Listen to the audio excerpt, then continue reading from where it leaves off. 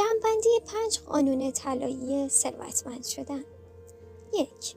همیشه 10% از درآمدت رو برای خودت بردار و پس‌انداز کن. 2. پس‌انداز تنها کافی نیست، باید کاری کنی که پولت برات کار کنه.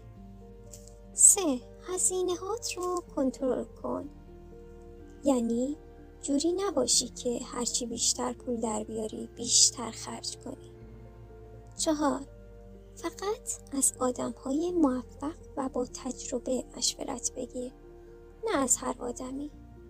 5. ریسک‌های الکی نکن، فقط در جایی سرمایه گذاری کن که میشناسی.